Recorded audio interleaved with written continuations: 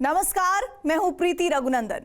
युद्ध शास्त्र की सबसे मशहूर किताब द आर्ट ऑफ वॉर में एक मंत्र लिखा है कि असली जंग में जीत मिलने में जितनी देरी होती है, सैनिकों के हथियार उतने ही सुस्त होते जाते हैं। लंबा युद्ध अक्सर बेनतीजा ही होता है, जिससे किसी देश को कोई फायदा नहीं होता। यूक्रेन में ऐसा ही हो रहा है। रूस के राष्ट्रपति पुतिन ने जब यूक्रेन पर हमले को स्पेशल मिलिट्री ऑपरेशन कहा था, तो माना जा रहा था कि यूक्रेन 4 दिन में पस्त हो जाएगा। डॉनबास का हाल भी क्रीमिया जैसा होगा, लेकिन ऐसा बिल्कुल नहीं हुआ।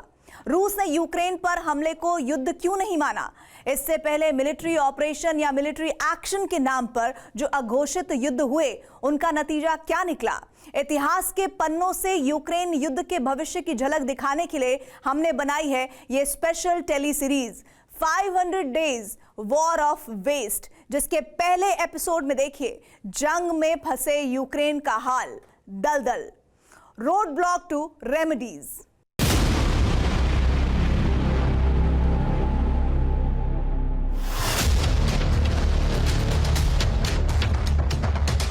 चौबीस फरवरी 2022, क्रेमलिन, मॉस्को, रूस। यूक्रेन पर जंग के जो बादल 4-5 महीनों से छाए हुए थे, रूस की सेना यूक्रेन बॉर्डर पर डॉनबास, ब्लैक सी और बेलारूस 3 तरफ से लगातार युद्धाभ्यास कर रही थी। उस दिन रूस के राष्ट्रपति व्लादिमीर पुतिन के आदेश पर यूक्रेन में रूस की बारूदी वर्षा का आरंभ हो गया। रूस के राष्ट्रपति पुतिन ने यूक्रेन पर हमले को युद्ध का नाम नहीं दिया। उनके लिए ये स्पेशल मिलिट्री ऑपरेशन था, जो डॉनबास यानी डोनेस्क और लुहांस्क में रूसी मूल के लोगों को यूक्रेन के अत्याचार से बचाने के लिए शुरू किया गया था। लेकिन यूक्रेन के राष्ट्रपति वोलोदिमीर ज़ेलेंस्की मान चुके थे कि ये ऑपरेशन यूक्रेन के अंत की शुरुआत है। वो पहले ही दिन शहीद के मुद्रा में आ चुके थे। रूस के स्पेशल मिलिट्री ऑपरेशन में 2 लाख सैनिक शामिल थे। सुखोई और ट्यूपोलोव जैसे घातक लड़ाकू विमानों से रूस की वायुसेना हमले कर रही थी, तो रूस की नौसेना ब्लैक सी से मिसाइलें बरसा रही थी। यूक्रेन बॉर्डर पार करके रूसी टैंकों का काफिला कीव को घेर चुका था। यूक्रेन क्या, पूरी दुनिया को लग रहा था कि 4 दिन या ज्यादा से ज्यादा 1 हफ्ते में कीव पस्त हो जाएगा। लेकिन 1 हफ्ते बीत गए, फिर महीना बीता, साल बीता, लेकिन यूक्रेन में पुतिन के स्पेशल मिलिट्री ऑपरेशन का अंत नहीं हुआ। जो यूक्रेन हमले की शुरुआत में कलप रहा था, उसके तेवर हर दिन के साथ बदलते गए। यूक्रेन पर रूस के हमले के 500 दिन बाद 8 जुलाई 2023, जो ज़ेलेंस्की 24 फरवरी 2022 को यूक्रेन की रक्षा कर पाने में भी खुद को असहाय पा रहे थे, वो रूस को हराने का दम भरने लगे। ये उलटफेर कैसे हुआ, ये समझने के लिए आपको रूस के हमले के पहले दिन की एक घटना याद दिलाते हैं। 24 फरवरी 2022, स्नेक आइलैंड, ब्लैक सी, यूक्रेन। समय शाम 6 बजे।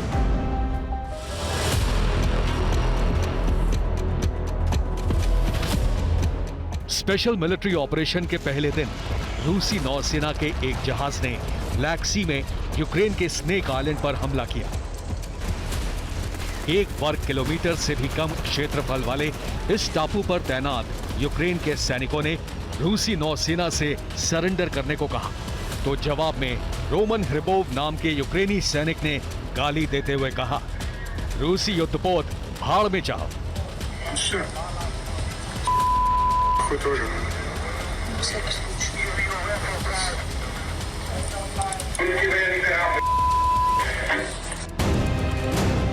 ये ऑडियो पूरी दुनिया में सोशल मीडिया के जरिए वायरल हुआ और हताश, हारे हुए यूक्रेन के लोगों में अचानक जोश भर गया। उन्हें पहली बार एहसास हुआ कि अगर ऐसा ही जज्बा यूक्रेन का हर नागरिक दिखाए तो रूस की सेना से लड़ा जा सकता है। युद्ध के शुरुआती महीने में अमेरिका और पश्चिमी देश यूक्रेन को हथियार देने से हिचक रहे थे। उनका पूरा जोर सिर्फ रूस पर आर्थिक पाबंदी लगाने पर ही था। लेकिन जब यूक्रेन ने अपने हौसले के दम पर रूस की सेना को महीने भर झेल लिया, तो उसके लिए अमेरिका और नेटो के सदस्य देशों ने अपने हथियारों के गोदाम खोल दिए। यूक्रेन में वॉर गेम यहीं से बदलना शुरू हुआ। 16 अप्रैल 2022, कीव, यूक्रेन। अमेरिका और यूरोप के हथियार और जीतने का जज्बा, इन दो शक्तियों के बूते यूक्रेन की सेना रूस को डॉनबास इलाके से आगे बढ़ने से रोकने में कामयाब हो गई। इसमें रूस की हार बिल्कुल नहीं थी, लेकिन रूस जीत भी नहीं रहा था, क्योंकि स्पेशल मिलिट्री ऑपरेशन का मकसद पूरा नहीं हुआ। लंबे समय तक जंग के मैदान में उलझे रहने की थकान और अंतहीन बेनतीजा होती जंग का दबाव भी रूस की सेना पर हावी होता गया, जिसका खतरनाक रूप भी सामने आ गया। 24 जून 2023, रोस्टोव ऑन डोन, रूस। रूस के राष्ट्रपति पुतिन के सबसे वफादार और पुराने सहयोगी येवगेनी प्रिगोजिन की प्राइवेट आर्मी वैगनर ग्रुप ने रूसी सेना और रक्षा मंत्री के खिलाफ विद्रोह कर दिया। ये वही वैगनर ग्रुप है जिसने फरवरी 2014 में स्पेशल मिलिट्री ऑपरेशन के तहत क्रीमिया को यूक्रेन से अलग करने में अहम भूमिका निभाई थी। इस विद्रोह का सीधा सा मतलब था कि यूक्रेन में लड़ रहे रूस के सैनिकों का मनोबल भले ही कम ना हुआ हो, लेकिन उनकी मानसिक सेहत बिगड़ती जा रही है।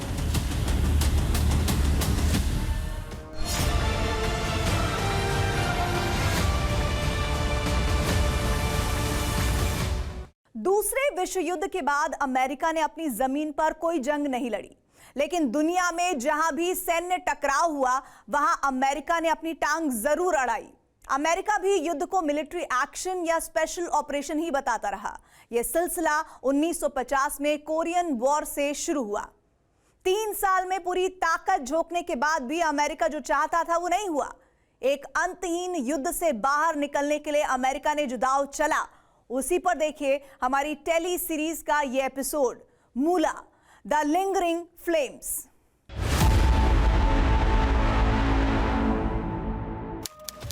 पच्चीस जून 1950, ओंगजिन, येलो सी, उत्तर कोरिया दक्षिण कोरिया बॉर्डर। समय सुबह 4 बजे। उस दिन वो हुआ जिसकी कल्पना तक अमेरिका ने नहीं की थी। उत्तर कोरिया के कम्युनिस्ट तानाशाह किम इल सुंग के हुक्म पर उत्तर कोरिया की सेना ने दक्षिण कोरिया पर हमला बोल दिया। तानाशाह इल सुंग की मदद के लिए कम्युनिस्ट चीन के नेता माओ त्से तुंग ने लाखों सैनिक उत्तर कोरिया भेज दिए। सोवियत संघ के नेता जोसेफ स्टालिन ने किम इल सुंग को हमले की परमिशन के साथ सोवियत संघ के हथियार भी दिए। अब दक्षिण कोरिया को बचाने का दारोमदार अमेरिका पर था, जो इस हमले के लिए बिल्कुल तैयार नहीं था। 5 साल पहले ही जापान को अपने एटम बम से तबाह करने वाले अमेरिकी राष्ट्रपति हैरी एस ट्रूमन कोरिया की जंग में सीधे नहीं कूद सकते थे, क्योंकि ऐसा करते ही उत्तर और दक्षिण कोरिया की जंग अमेरिका और सोवियत संघ की सीधी टक्कर में तब्दील हो जाती। राष्ट्रपति ट्रूमन की बेबसी उनके भाषण में सुनाई दी। 27 जून 1950, दक्षिण कोरिया पर हमले के 2 दिन बाद वॉशिंगटन डीसी। राष्ट्रपति ट्रूमन भयानक दुविधा में थे। वो ना तो दक्षिण कोरिया को उसके हाल पर छोड़ सकते थे, ना ही युद्ध में सीधे कूदने की हालत में थे। लिहाजा अमेरिका ने संयुक्त राष्ट्र को ढाल की तरह इस्तेमाल किया। उसने संयुक्त राष्ट्र से प्रस्ताव पारित करवाया कि अमेरिका की अगुवाई में जो गठबंधन सेना जापान में तैनात है, वही दक्षिण कोरिया की मदद करेगी। राष्ट्रपति ट्रूमन ने अमेरिकी संसद से मंजूरी लेते समय भी ये साफ किया कि जंग अमेरिका की नहीं है, बल्कि अमेरिका सिर्फ दक्षिण कोरिया की सैन्य सहायता करने जा रहा है। राष्ट्रपति ट्रूमन ने जापान में तैनात एलाइड पावर्स के सुप्रीम कमांडर डगलस मैकार्थर को दक्षिण कोरिया की मदद करने का आदेश दिया। मैकार्थर अमेरिकी सेना के ही जनरल थे। कोरियाई युद्ध में एलाइड पावर्स को आगे करके अमेरिका की पिछले दरवाजे से एंट्री हो गई। उत्तर कोरिया ने जब दक्षिण कोरिया पर हमला किया तब मामला एक तरफा दिख रहा था। उत्तर कोरिया के पास अपने, चीन और सोवियत संघ को मिलाकर 17 लाख से ज्यादा सैनिक थे। सोवियत संघ के T-35 टैंकों और दूसरे हथियारों की ताकत भी उत्तर कोरिया के पास थी। दक्षिण कोरिया पूरी तरह बदहवास था। सोवियत संघ के MiG-15 विमानों का कोई तोड़ था नहीं। लिहाजा अमेरिका ने मनोवैज्ञानिक युद्ध छेड़ दिया, जिसका कोड नेम था ऑपरेशन मूलक। 1 अप्रैल 1953, टोक्यो, जापान। एक खास रणनीति के तहत अमेरिकी वायुसेना ने उत्तर कोरिया में पैम्फलेट्स फेंकने शुरू किए, जिसमें पेशकश की गई थी कि उत्तर कोरिया का जो फाइटर पायलट MiG-21 लेकर आएगा उसे अमेरिका में शरण और $1 लाख इनाम दिया जाएगा। उस वक्त उत्तर कोरिया के बहुत से पायलट सोवियत संघ के MiG-15 विमान उड़ा रहे थे। अमेरिकी वायुसेना का यह दांव धीरे धीरे असर दिखाने लगा। उत्तर कोरिया में अमेरिका की पेशकश की चर्चा शुरू हुई तो सोवियत संघ ने अपने MiG-15 विमानों को उत्तर कोरिया से वापस बुलाने का फैसला किया। अमेरिकी वायुसेना के ऐतिहासिक दस्तावेजों के मुताबिक 27 अप्रैल 1953 के बाद उत्तर कोरिया से सोवियत संघ के MiG-15 विमानों का हमला बंद हो गया। यूएस एयरफोर्स के कंट्रोल रूम में MiG-15 की जो भी हलचल रिकॉर्ड हो रही थी वो सब सोवियत संघ के अपने एयरबेस से ही उड़ान भर रहे थे। मई 1953 में अचानक बाजी पलटने लगी। 8 मई से 31 मई के बीच सोवियत संघ के 56 MiG-15 fighter plane Korea war में मार गिराए गए, जबकि अमेरिका का सिर्फ एक लड़ाकू विमान ध्वस्त हुआ। इसे अमेरिका के ऑपरेशन मूला की कामयाबी माना गया। उत्तर कोरिया को भी समझ में आने लगा कि दक्षिण कोरिया पर कब्जा करने का सपना पूरा नहीं हो सकता। अमेरिका तो पहले ही बेचैन था कि ये जंग जल्द से जल्द खत्म हो। 27 जुलाई 1953, पैनमुंजोम, दक्षिण कोरिया। लड़ते लड़ते थक चुके उत्तर कोरिया के तानाशाह किम इल सुंग ने 3 साल 1 महीना और 2 दिन बाद साउथ कोरिया के साथ युद्ध विराम समझौता कर लिया। साल 1953 में अमेरिका ने अघोषित तौर पर कोई युद्ध नहीं लड़ा था, इसलिए अमेरिका के दांव पेच से जो युद्ध विराम हुआ वो भी पक्का नहीं था। उत्तर कोरिया ने साफ कर दिया कि वो दक्षिण कोरिया पर हमला नहीं करने की गारंटी नहीं देगा। आज भी दक्षिण कोरिया पर उत्तर कोरिया के संभावित हमले की तलवार लटकी हुई है।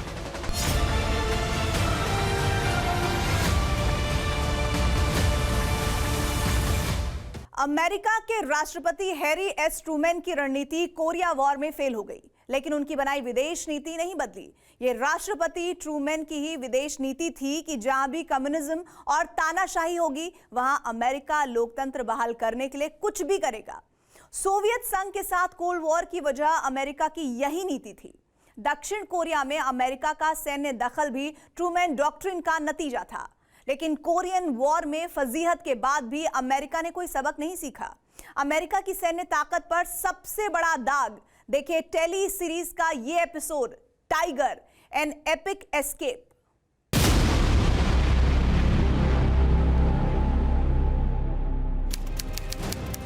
चार अगस्त 1964, अमेरिकी संसद, वॉशिंगटन डीसी, अमेरिका। अमेरिका के राष्ट्रपति लिंडन बी जॉनसन उस दिन अमेरिका के सांसदों से मुखातिब थे। उन्होंने बताया कि वियतनाम के पास प्रशांत महासागर में टॉनकिन की खाड़ी के पास अमेरिकी नौसेना के युद्धपोत पर हमला हुआ है। हमला उत्तरी वियतनाम के कम्युनिस्ट लड़ाकों ने किया है, जिनसे निपटने के लिए राष्ट्रपति जॉनसन अमेरिकी संसद से मंजूरी चाहते हैं। मामला अमेरिका की सुरक्षा से जुड़ा था, लिहाजा उसी दिन राष्ट्रपति जॉनसन ने उत्तरी वियतनाम के खिलाफ अमेरिकी सेना के स्पेशल ऑपरेशन का ऐलान भी कर दिया। राष्ट्रपति जॉनसन टॉनकिन की खाड़ी में अमेरिकी युद्धपोत पर जिस हमले का वास्ता दे रहे थे उसकी सच्चाई आपको आगे दिखाएंगे। जिस वक्त अमेरिकी युद्धपोत पर कथित हमला हुआ तब वियतनाम दो हिस्सों में बटा था। साउथ वियतनाम, जहां अमेरिका के समर्थन वाली लोकतांत्रिक सरकार थी, और नॉर्थ वियतनाम, जहां सोवियत संघ और चीन के समर्थन वाली कम्युनिस्ट सत्ता थी। कम्युनिज्म और डेमोक्रेसी के नाम पर दूसरे विश्व युद्ध के बाद पूर्वी और पश्चिम जर्मनी, उत्तर और दक्षिण कोरिया, उत्तर और दक्षिण वियतनाम, इन तीन मोर्चों पर अमेरिका और सोवियत संघ में अघोषित युद्ध जारी था। उत्तरी वियतनाम के खिलाफ भी अमेरिका ने सीधी जंग का ऐलान नहीं किया, बल्कि राष्ट्रपति जॉनसन ने यही दावा किया कि अमेरिका अपने मित्र देश साउथ वियतनाम की सैन्य सहायता कर रहा है। ऐसा इसलिए भी जरूरी है क्योंकि साउथ वियतनाम में 1962 से ही अमेरिकी सेना का मिलिट्री असिस्टेंस कमांड काम कर रहा है और वहां तैनात सैनिकों पर भी खतरा बढ़ गया है। उस वक्त अमेरिका में किसी को अंदाजा नहीं था कि वियतनाम का युद्ध अमेरिकी सेना को कितना महंगा पड़ने वाला है। 6-7 फरवरी 1965, प्लेकू, साउथ वियतनाम। समय आधी रात, लगभग 1:30 बजे। दक्षिण वियतनाम में अमेरिकी सेना के बेस कैंप होलोवे पर आधी रात को गोरिल्ला अटैक हुआ। इस कैंप में अमेरिकी सेना के अटैक हेलीकॉप्टर्स का बेस था। अमेरिकी सेना को संभलने तक का मौका नहीं मिला। नॉर्थ वियतनाम के सैनिकों ने अमेरिका के 25 एयरक्राफ्ट बर्बाद कर दिए। वियतनाम में अमेरिका का अघोषित युद्ध अब आर पार की लड़ाई में तब्दील हो चुका था। अमेरिका के पास आधुनिक हथियारों का जखीरा था। सबसे उम्दा लड़ाकू विमानों की फ्लीट भी अमेरिका ने वियतनाम में उतार दी थी। कैंप होलोवे पर घातक हमले के बाद अमेरिका ने वियतनाम में अपने सैनिकों की संख्या भी तेजी से बढ़ानी शुरू कर दी। लेकिन नॉर्थ वियतनाम की सेना के छापामार युद्ध का अमेरिका के पास कोई जवाब नहीं था। वियतनाम युद्ध अमेरिकी सैनिकों का डेथ जोन बनता चला गया। 3 अप्रैल 1965, दक्षिण पूर्व लाओस। वियतनाम में कम्युनिस्ट बनाम लोकतंत्र की लड़ाई का विस्तार लाओस और कंबोडिया तक पहले ही हो चुका था। जमीन पर उतरकर नॉर्थ वियतनाम के सैनिकों का मुकाबला करना अमेरिका पर भारी पड़ा, तो राष्ट्रपति जॉनसन ने अमेरिकी वायुसेना को कहर बरपाने का आदेश दिया और फिर शुरू हुआ यूएस एयरफोर्स का ऑपरेशन स्टील टाइगर। लेकिन इससे भी हासिल कुछ नहीं हुआ। ऑपरेशन स्टील टाइगर में अमेरिका के 132 लड़ाकू विमान और अटैक हेलीकॉप्टर बर्बाद हो गए। आखिरकार 15 जनवरी 1973 को अमेरिका ने वियतनाम में अपना सैन्य अभियान बंद करने का ऐलान किया और उसी दिन नॉर्थ और साउथ वियतनाम के बीच भी युद्ध विराम हो गया। वियतनाम युद्ध में अमेरिका के एक्टिव होते समय अमेरिका के रक्षा मंत्री रॉबर्ट मैकनमारा थे, जिन्होंने वियतनाम में राष्ट्रपति जॉनसन की रणनीति और उनकी मंशा पर सवाल उठाते हुए खुलासा किया कि जिस घटना का हवाला देकर अमेरिका ने वियतनाम में अपनी सेना उतारी थी, वैसी कोई घटना हुई ही नहीं थी। वियतनाम के पास टॉनकिन की खाड़ी में 4 अगस्त 1964 को अमेरिका के युद्धपोत पर हमले की बात सरासर झूठ थी।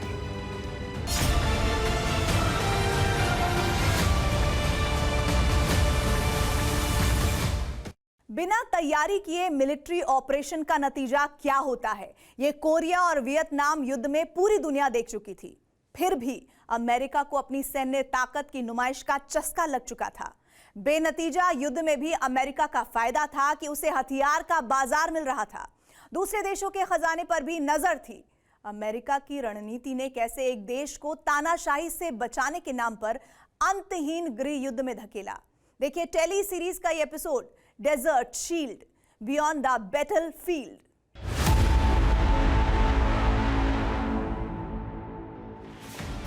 दो अगस्त 1990, अल जहरा, कुवैत। समय आधी रात के बाद 2 बजे।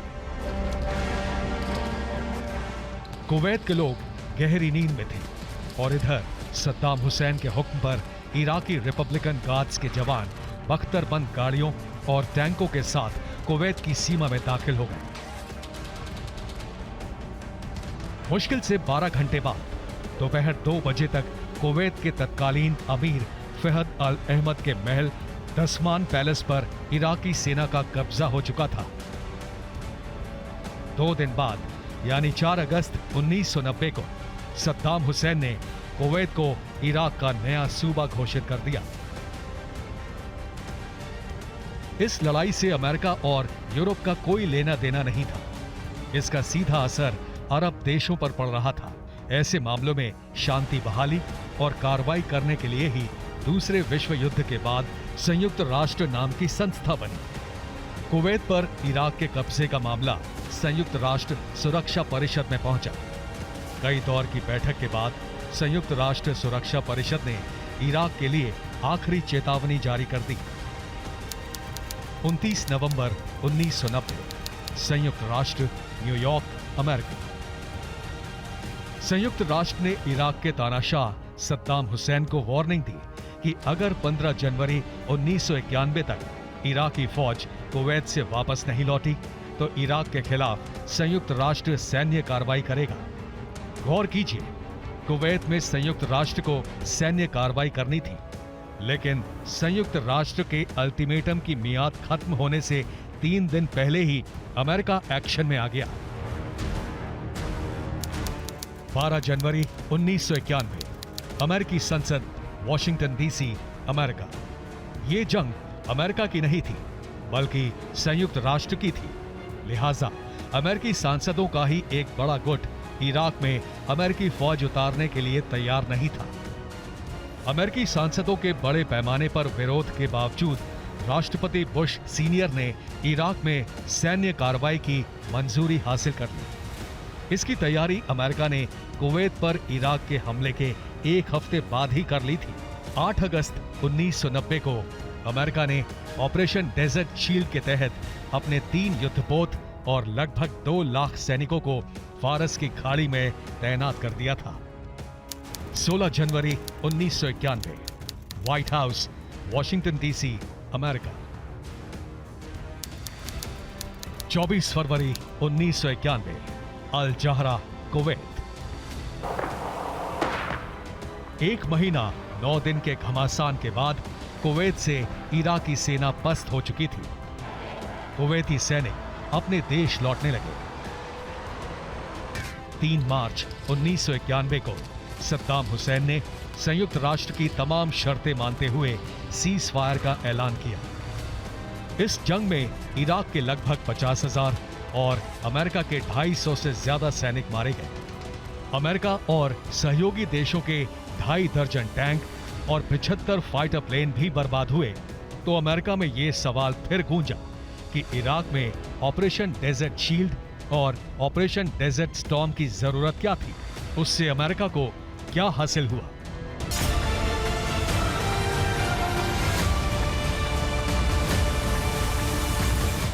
अफगानिस्तान युद्ध के बारे में आपको पता ही होगा, लेकिन सच्चाई यह है कि अमेरिका की जंग अफगानिस्तान के खिलाफ नहीं थी। ये जंग आतंक के खिलाफ थी, जिसके तहत अफगानिस्तान में अमेरिका ने स्पेशल मिलिट्री ऑपरेशन चलाया था।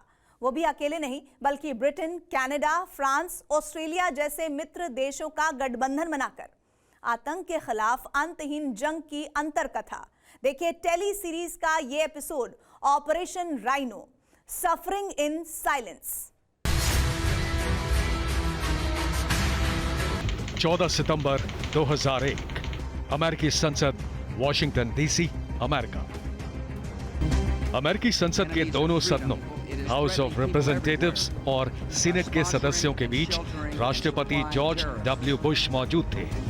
3 दिन पहले ही अमेरिका पर विश्व का सबसे बड़ा आतंकी हमला हुआ था, जिसका बदला लेने की आग अमेरिका के हर शख्स के दिल में धधक रही थी। अमेरिकी संसद से उसी की मंजूरी के लिए राष्ट्रपति बुश ने प्रस्ताव पेश किया था। अमेरिका के सारे सांसद राजी थे, लेकिन कैलिफोर्निया की सांसद बारबरा ली ने रूंधे गले से एक बड़ा सवाल पूछा।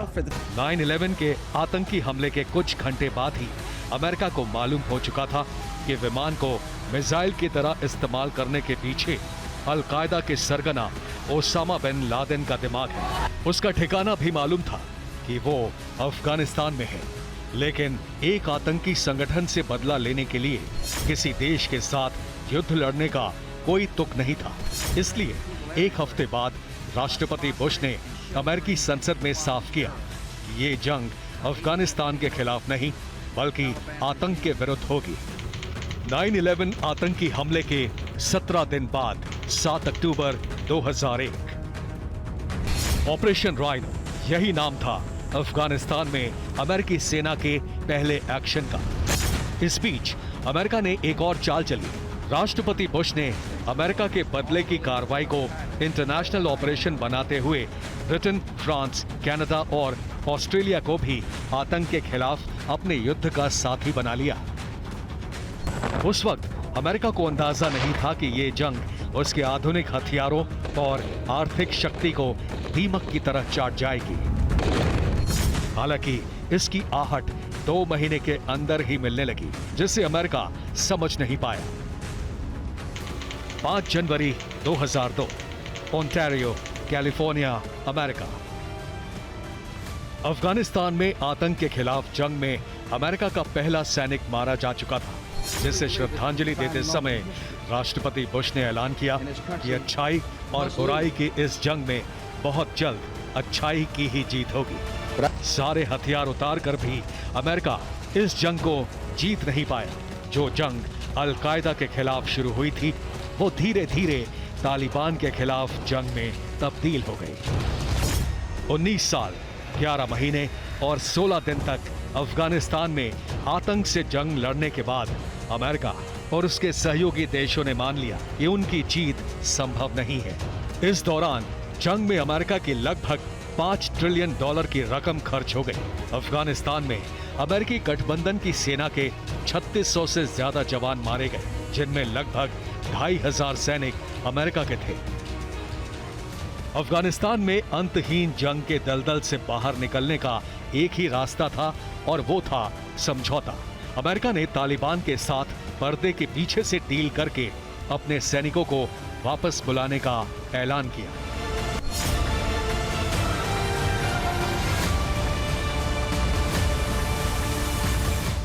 आमतौर पर किसी देश में गृह युद्ध हो तो वहां शांति बहाली के मिशन पर संयुक्त राष्ट्र अपनी देखरेख में शांति सेना भेजता है। लेकिन 12 साल पहले एक अजूबा हुआ। संयुक्त राष्ट्र ने अफ्रीका के एक अमीर देश में गृह युद्ध खत्म कराने का ठेका नेटो को दे दिया। अमेरिका की अगुवाई वाले नेटो ने उस देश के तानाशाह को तो खत्म कर दिया, लेकिन वहां गृह युद्ध का क्या हुआ? क्या गृह युद्ध खत्म करने के लिए नेटो का मिलिट्री ऑपरेशन सफल हो पाया? ये जानने के लिए देखिए टेली सीरीज का ये episode, dawn the bitter remnants. 17 फरवरी 2011, त्रिपोली, लीबिया। अफ्रीका के उत्तरी छोर पर बसे इस देश में कर्नल मुअम्मार गद्दाफी की तानाशाही को 42 साल में सबसे बड़ी चुनौती मिली। 2 दिन पहले लीबिया के दूर दराज के इलाकों में गद्दाफी की तानाशाही के खिलाफ विद्रोह की जो चिंगारी सुलगी थी, वो इतनी तेजी से भड़की कि राजधानी त्रिपोली तक इस आग में झुलसने लगी। अपने विरोधियों को बर्बरता से कुचलने के लिए बदनाम गद्दाफी के तेवर पहले जैसे ही थे। अरब देशों में उस वक्त तानाशाही के खिलाफ जन आक्रोश का दौर चल रहा था। पश्चिमी देश इसे जन क्रांति बता रहे थे, लेकिन गृह युद्ध जैसे हालात में फंसे किसी देश में अमेरिका, यूरोप के देश दखल देने से बच रहे थे। गद्दाफी को लगा कि लीबिया के साथ भी ऐसा ही होगा, लेकिन ये उनका सबसे बड़ा भ्रम था।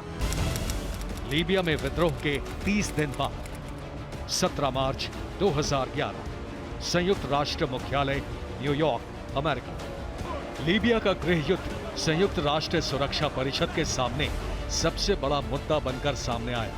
अमेरिका ने खुलकर पैरवी की कि गद्दाफी ने अगर लीबिया के लोगों पर जुल्म बंद नहीं किया तो लीबिया में सैन्य कार्रवाई में देरी नहीं करनी चाहिए।